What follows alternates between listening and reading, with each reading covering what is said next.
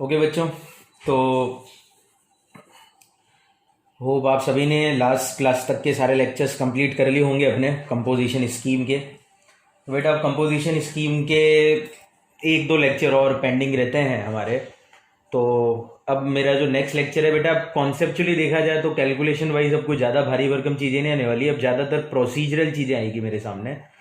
तो अगले जो कानून ऑफ कंपोजिशन के मेरे को ध्यान रखने हैं वो आ रहे हैं मेरे सामने, वो है condition and restrictions for composition scheme, rule number 5।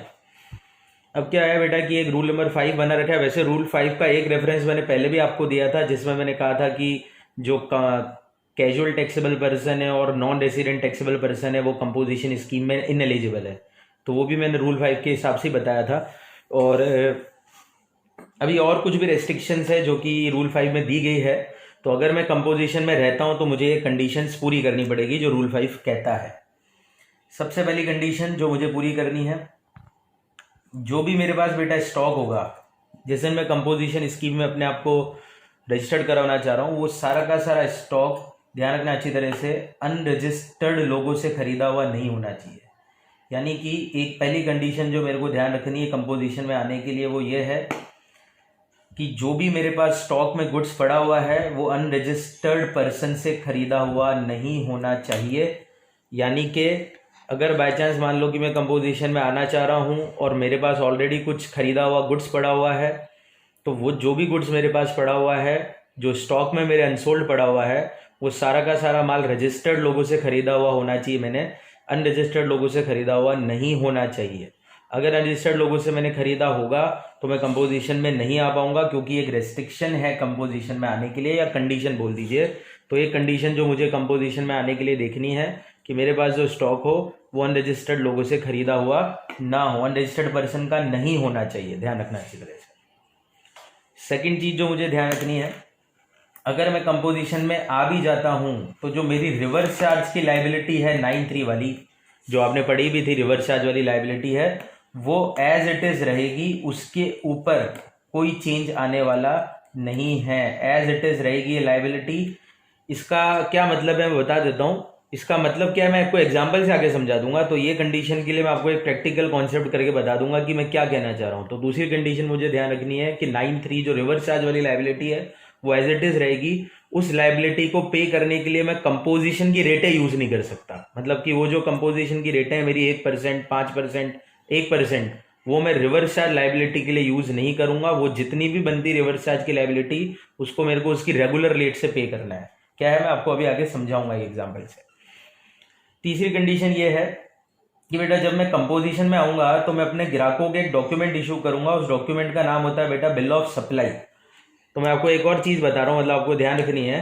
देखो बेटा, अगर मैं जीएसटी में रजिस्ट्रेशन करवाता हूँ तो मेरे पास दो ऑप्शन होते हैं, या तो मैं कंपोजिशन में रजिस्ट्रेशन करा लूँ या मैं रेगुलर स्कीम में रजिस्ट्रेशन करा लूँ। तो जब मैं रेगुलर स्कीम में बेटा रजिस्ट्रेशन कराता हूँ तो जो मैं ग्राहकों को डॉक्यूमेंट इशू करूंगा उसे कहते हैं tax invoice. Again I am repeating the word tax invoice. पर जब मैं बेटा कंपोजिशन में आता हूं तो मैं अपने ग्राहकों को टैक्स इनवॉइस इशू नहीं करता, बिल ऑफ सप्लाई इशू करता हूं। तो इसीलिए जब भी मैं अपने ग्राहकों को कंपोजिशन स्कीम में आने के बाद बिल ऑफ सप्लाई इशू करूंगा तो उस बिल ऑफ सप्लाई में लिखा होना चाहिए, क्या लिखा होना चाहिए, ये लिखा होना चाहिए, आप देख लो अच्छी तरह से, composition taxable person not eligible to collect tax. तो ये मेरे बिल ऑफ सप्लाई में लिखना जरूरी है। यानी कि अपने ग्राहकों को जब मैं कोई सामान सप्लाई करूंगा तो उन्हें मैं बिल ऑफ सप्लाई इशू करूंगा। उस बिल ऑफ सप्लाई में मेरे को ये लिखना है composition taxable person not eligible to collect tax. क्योंकि अगर मैं कंपोजिशन में आता हूं तो मैं अपने ग्राहकों से जीएसटी नहीं ले सकता, ये मेरे को लिखना पड़ेगा उस डॉक्यूमेंट के ऊपर, composition taxable not eligible to collect tax, not eligible to collect tax, पूरा लिख देता हूं, कलेक्ट टैक्स। और चौथी कंडीशन जो मेरे को रूल 5 से ध्यान रखनी, अंतिम कंडीशन, वो ये है कि जो भी मेरी दुकान के बेटा साइन बोर्ड होंगे, आपको पता होना चाहिए दुकान में साइन बोर्ड लगे होते हैं, नोटिस बोर्ड लगे होते हैं ना, बाहर एंट्री के समय में जो बोर्ड वगैरह लिखे होते हैं, उन साइड बोर्ड में मेरे को ये लिखना है, क्या लिखना है, कि मैं कंपोजिशन टैक्सेबल पर्सन हूं। तो ये मेंशन होना चाहिए कंपोजिशन टैक्सेबल पर्सन। तो मेरी दुकान में जब भी मैं कोई साइन बोर्ड लगाऊंगा, कोई बोर्ड बना के लगाता हूँ, चाहे वो मेरी दुकान है कोई सी भी हो, मतलब चाहे वो मेरी ब्रांच हो, हेड ऑफिस हो, कोई सी भी हो, मेरे को हर जगह लिखना है composition taxable person on the sign board, mention होना जरूरी है। ये कंडीशंस भी मुझे कंपोजिशन में रहने के लिए पूरी करनी जरूरी है, जो रूल 5 में मुझे दी गई है। तो अगेन मैं बोल देता हूँ, रूल 5 मेरे को कुछ कंडीशन पूरी करने के लिए कहता है। सबसे पहली बात, मैं जब कंपोजिशन में आऊंगा तो अगर मेरे पास कुछ स्टॉक पड़ा है तो वो स्टॉक अनरजिस्टर्ड लोगों से खरीदा हुआ नहीं होना चाहिए। दूसरी बात, रिवर्स चार्ज की जो लाइबिलिटी है वो एज इट इज रहेगी, उसमें कोई कंसेशनल रेट नहीं लगानी मेरे को कंपोजिशन वाली 1, 5 और 1 की। बिल ऑफ सप्लाई जब मैं ग्राहक को इश्यू करूंगा तो ये मेंशन कर रहा है, साइन बोर्ड में ये मेंशन करना है, ये सब पूरी करनी है। ये बेटा मैं इसलिए कंडीशन और रेस्ट्रिक्शन बता रहा हूं क्योंकि आगे जाकर मैं आपको अभी एक टॉपिक पढ़ाने वाला हूं जहां पे मैं कहूंगा कि अगर मैंने रूल्स और प्रोविजन में दी गई शर्तों का पालन नहीं करा तो मैं कंपोजिशन से बाहर हो जाऊंगा।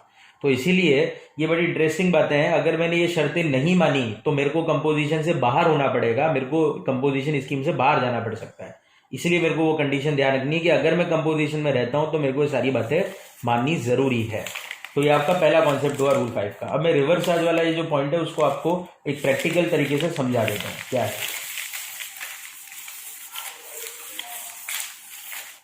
ओके बच्चों, तो अब ये क्या है उसको मैं आपको एग्जांपल से समझाता हूं। जैसे कि मानते हैं मैं हूं मिस्टर एक्स, मैं बेटा 2021 में कंपोजिशन स्कीम में हूं, ठीक है, हूं मतलब लास्ट ईयर का टर्नओवर मेरा जो भी था मैं हूं कंपोजिशन में भी।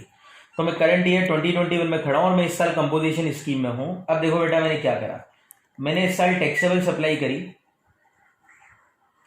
एक प्रोडक्ट एक्स की जिसकी रेट 5% है 20 लाख की। एक प्रोडक्ट वाई की भी मैंने टैक्सेबल सप्लाई करी है। ये टैक्सेबल सप्लाई बेटा मैंने करी है मतलब ये आउटवर्ड वाली बेचा है मैंने, मतलब ठीक है। ये 10% वाला है, 30 लाख की सप्लाई है।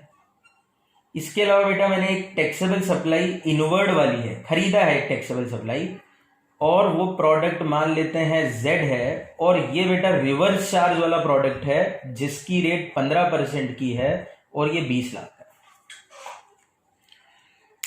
अब क्या आता है चक्कर, वो ध्यान से समझे। मान लेते हैं कि मैं एक ट्रेडर हूं, तो बेटा ट्रेडर हूं तो वैसे भी आपको पता होना चाहिए कि मैं जब अपना टैक्स दूंगा तो मेरे को 1% देना है टैक्सेबल सप्लाई का। अब बहुत ध्यान से सुनो, अब मानते हैं कि मैं अपना टैक्स निकालना चाहता हूं कि कितना टैक्स पे करना है। तो बेटा बड़ा इंटरेस्टिंग है, मेरे को क्या करना पड़ता है, मेरी टैक्सेबल सप्लाई का 1% देना है। What is my taxable supply, 20 lakh की तो एक्स हो गई, 30 लाख की वाई हो गई, और एक टैक्सेबल सप्लाई ये भी है। देखो बेटा ये इनवर्ड है, मतलब कि मैंने जेड बेचा नहीं है, जेड खरीदा है, पर ये रिवर्स चार्ज वाला है। ड्यू टू रिवर्स चार्ज इस जेड का जीएसटी भी मुझे देना पड़ेगा as a buyer. Reverse charge का मतलब ये होता है खरीदने वाले को जीएसटी देना है। तो इसका मतलब बेटा क्या हो गया, ये जेड का जो 15% की रेट है उसका जीएसटी भी मेरे को पे करना है। पर ये जीएसटी इसलिए पे नहीं करना क्योंकि मैंने बेचा था, बल्कि मैंने खरीदा था, और रिवर्स चार्ज के चक्कर में मुझे ये 15% पे करना है, यानी कि जेड पे जीएसटी पे करना है।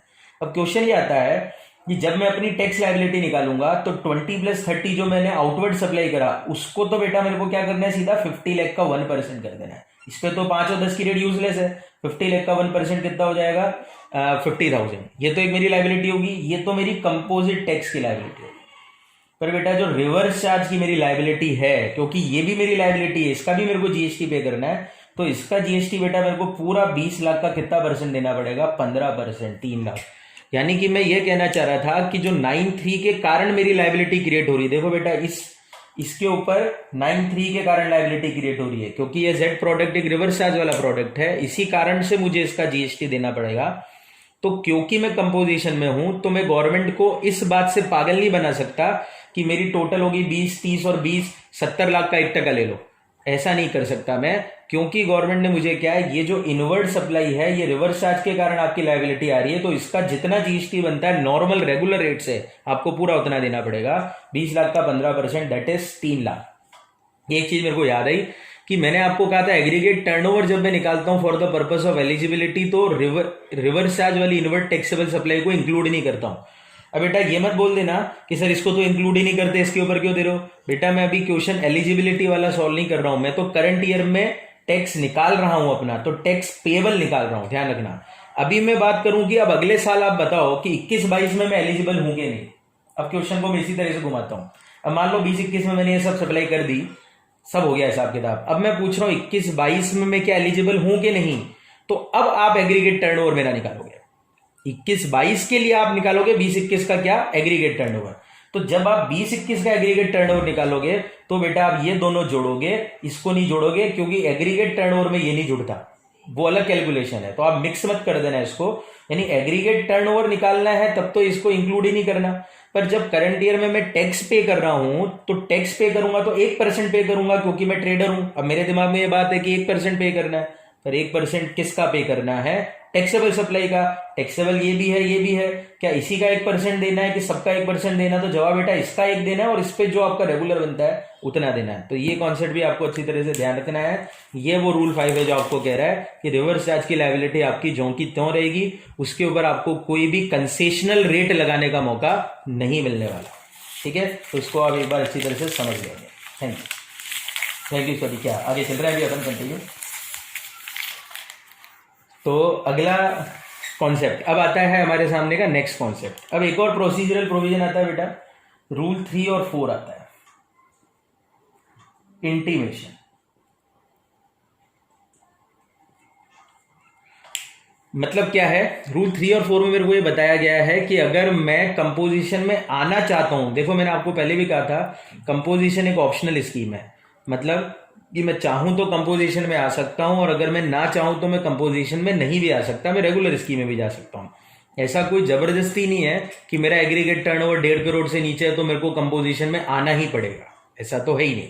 तो अगर ये ऑप्शनल स्कीम है तो बेटा ऑप्शन बताना पड़ेगा मेरे को, गवर्नमेंट को, टैक्स अथॉरिटी को बताना पड़ेगा कि हाँ मैं कंपोजिशन स्कीम में आना चाहता हूं।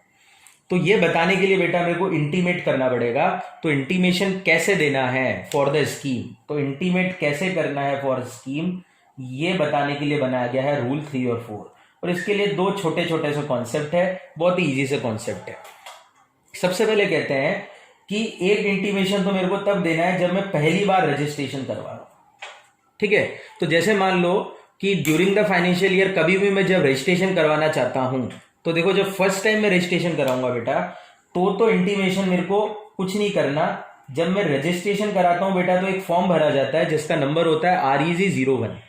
तो मैं उस REG01 के पार्ट बी में ही ये इंटीमेट कर दूंगा कि मैं कंपोजिशन स्कीम में आना चाहता हूं।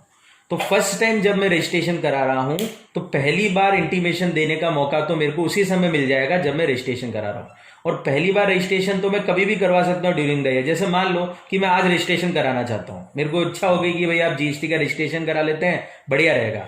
तो अब अगर मैं जीएसटी का रजिस्ट्रेशन करा रहा हूं, मान लेते हैं आज 14 मई है, तो 14 मई के दिन जब मैं अपना रजिस्ट्रेशन करवाने की सोचूंगा तो एक फॉर्म भरा जाएगा जीएसटी का, उस रजिस्ट्रेशन फॉर्म का नंबर है REG01।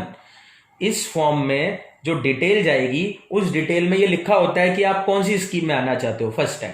तो मैं उसी समय पार्ट बी में ऐसी डिटेल दी जाती है, तो उसी में मैं इंटीमेट कर दूंगा कि मैं कंपोजिशन स्कीम में आना चाहता हूं। ये तो हो गया मेरा पहला इंटीमेशन।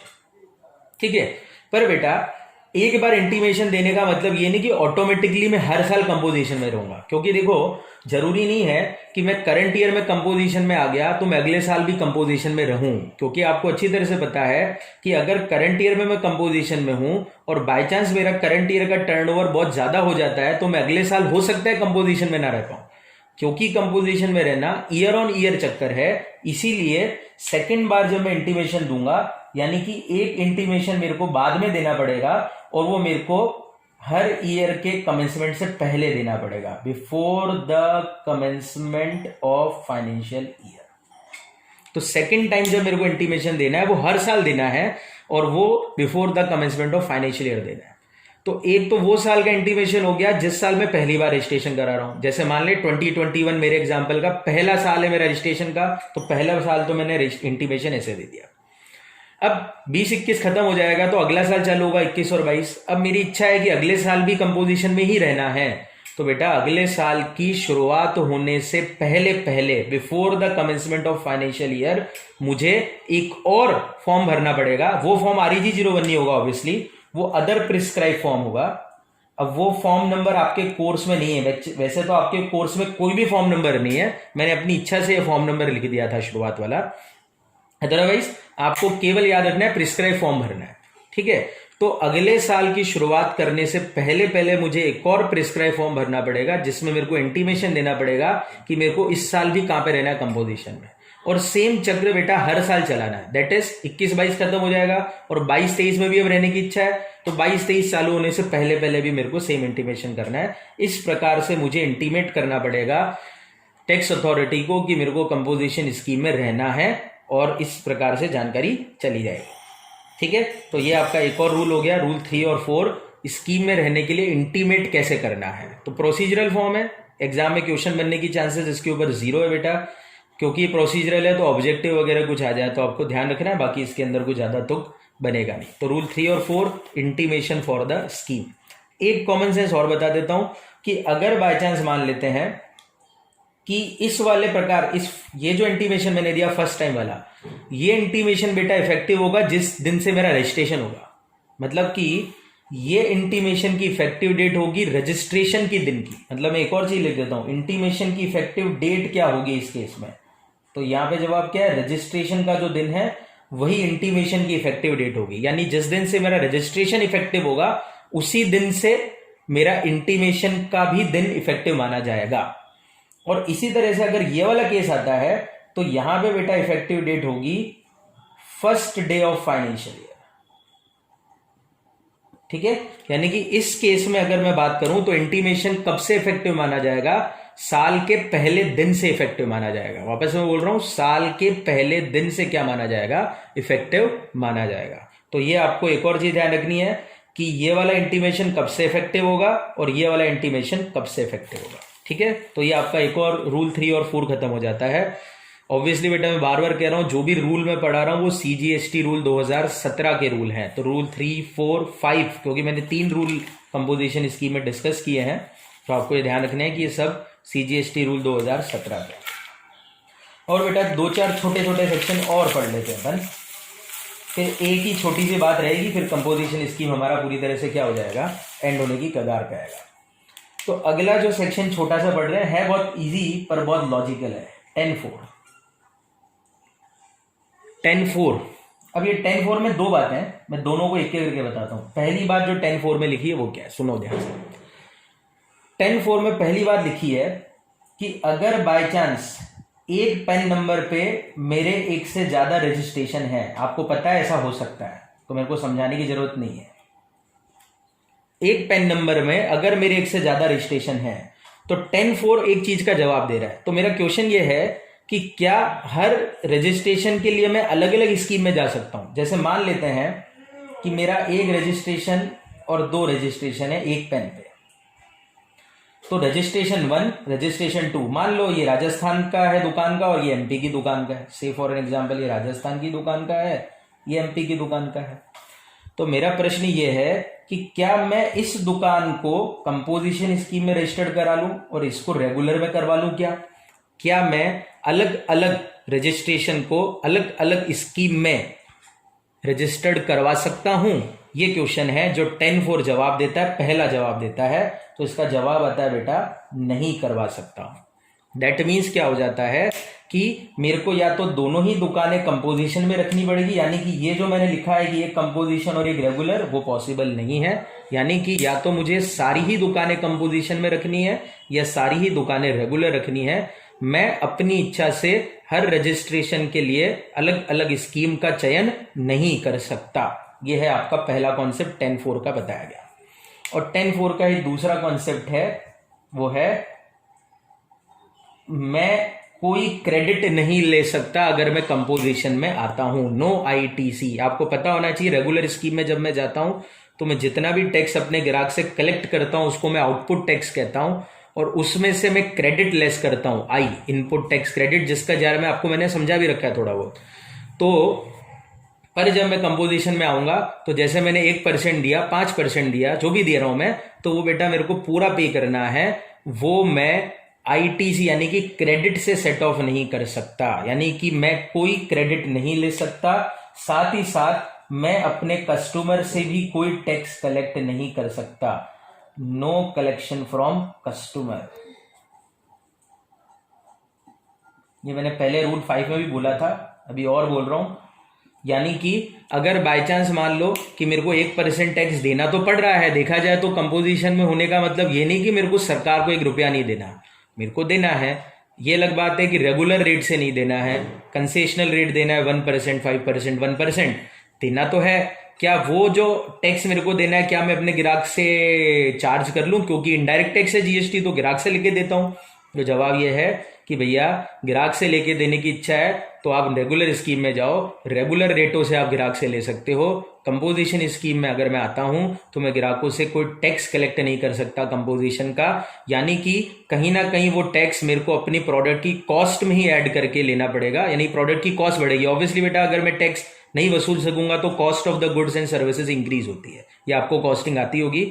मैं अपने ग्राहकों से अलग से कोई टैक्स वसूल नहीं कर सकता अगर मैं कंपोजिशन में होता हूं। और इसके लिए उन्होंने मेरे को रेस्ट्रिक्शन भी डाली थी रूल 5 में। मेरे को बिल ऑफ सप्लाई में पता है लिखना था कि मैं कंपोजिशन टैक्सेबल पर्सन हूं और ग्राहकों से कोई टैक्स कलेक्ट नहीं कर सकता। तो 2 बातें ध्यान रखनी है, ग्राहकों से कोई टैक्स लेना नहीं, और जो टैक्स मेरे को देना भी है उसके लिए कोई क्रेडिट भी यूज नहीं करना। तो 2 चीजें मेरे को और ध्यान रखनी है। और एक बात ये ध्यान रखनी है, तो 10(4) की ये 2 बातें और छोटी छोटी सी जो मुझे समझनी है और इसको अच्छी तरह से याद रखनी है। अब बेटा टेक्निकली देखा जाए तो मेरा लास्ट टॉपिक जो कंपोजिशन का बाकी है वो ये है कि कंपोजिशन स्कीम कब तक वैलिड है। मतलब ये कि अगर मान लो साल की शुरुआत में मैं कंपोजिशन स्कीम में हूं तो क्या पूरे साल में कंपोजिशन में रहूंगा, क्या कोई दुनिया की ताकत मुझे पूरा साल एंड होने से पहले कंपोजिशन से निकाल सकती है, नहीं निकाल सकती है, अगर निकाल सकती है तो कैसे मैं बाहर आ जाऊंगा, क्या है कंपोजिशन स्कीम की वैलिडिटी। तो ये मेरा लास्ट टॉपिक रहेगा जो मैं आपको पढ़ाऊंगा एज पर सेक्शन 10(3) जो ऑब्वियसली अगली लेक्चर में मैं रिकॉर्ड करूंगा। तो इतना आपको समझना है। आज का टॉपिक ज्यादा टिपिकल नहीं है, इजी ही है, केवल वो कैलकुलेशन ध्यान रखना 9(3) वाली रिवर्स चार्ज वाली, बाकी कोई दिक्कत नहीं है। तो मैं ओवर करता हूँ क्लास को। Thank you.